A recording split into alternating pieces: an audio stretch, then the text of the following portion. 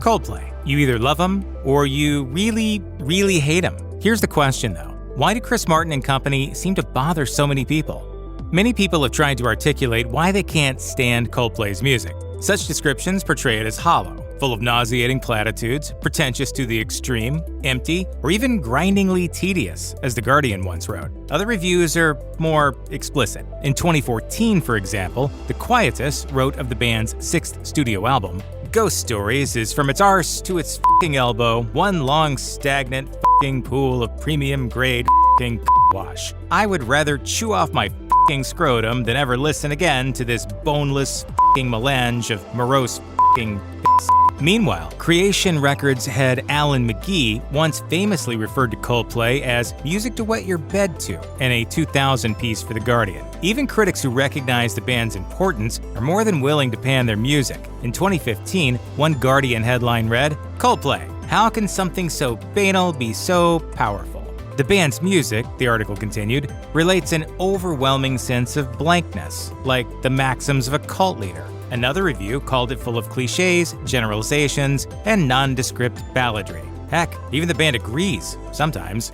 I said to that song, "Clocks, that's rubbish. That's not even a song," I think is what I said. Lead singers of controversial bands tend to attract the most flack, probably because they act as the de facto leaders of their groups. Chris Martin is no different, and many fans have found themselves perplexed at the hate people have for him. To the haters, though, the reason for their Martin hatred is obvious, and a lot of it comes down to his irrepressibly effervescent attitude. As Vice once wrote, "He slides across the floor like a toddler at a preschool disco, high on calypso cups, and punches and kicks the air." They weren't alone in thinking this either. In 2015, Pitchfork wrote of Coldplay's A Head Full of Dreams, "The band's relentless campaign to raise our spirits is liable to induce altitude sickness." This critique of Coldplay's music perfectly mirrors critiques of Martin himself, as though he is a distillation of Coldplay's queasy sentimentality. Unfortunately for Martin, his own description of himself is only likely to evoke more responses along these lines. The Guardian quotes him as saying, "I don't want to change places with any person in history, ever. I mean that. I'm petrified of reincarnation because, I like being me." And one group of people in particular seems to harbor a particular hatred for the band. Considering Coldplay hail from the United Kingdom, it might seem odd that the British are uniquely positioned to detest them.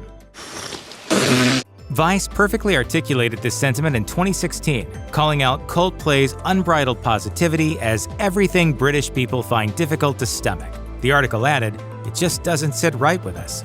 Vice also labeled Chris Martin the musical embodiment of Jamie Oliver, but with worse clothes, and called the band the Brazil football team of British pop music. In other words, Coldplay's happy-go-lucky attitude explains why some Brits can't stand them, and many non-Brits too. To such people, the band's glossy sheen comes across as little more than a saccharine, insincere sham. In 2015, The Guardian wrote that Coldplay had progressed from their smallish guitar and keys-centric days to join the ranks of unashamed makers of manufactured pop. The article suggested that such a shift represented not an added layer of bubblegum, but the removal of the pretense that they were anything else to begin with. And no, Coldplay hasn't exactly reversed course since then. In tracks such as 2024's We Pray, only Chris Martin's voice distinguishes it from the other generic overproduced pop songs out there. And the song itself has 5 singers and 14 writers. Along those lines, Coldplay has attracted criticism for descending further into selloutdom by incorporating more and more collaborations in their work. These efforts sound pulled from a random grab bag of big-name stars, too. Ed Sheeran, Jay-Z, Rihanna, Harry Styles, Bruno Mars, Kylie Minogue, Selena Gomez, and more. While you could argue that these collaborations simply represent an older band trying to stay current, that doesn't mean this hasn't irked Coldplay's critics. After all, there's nothing quite so cringeworthy as a dad who thinks he's hip.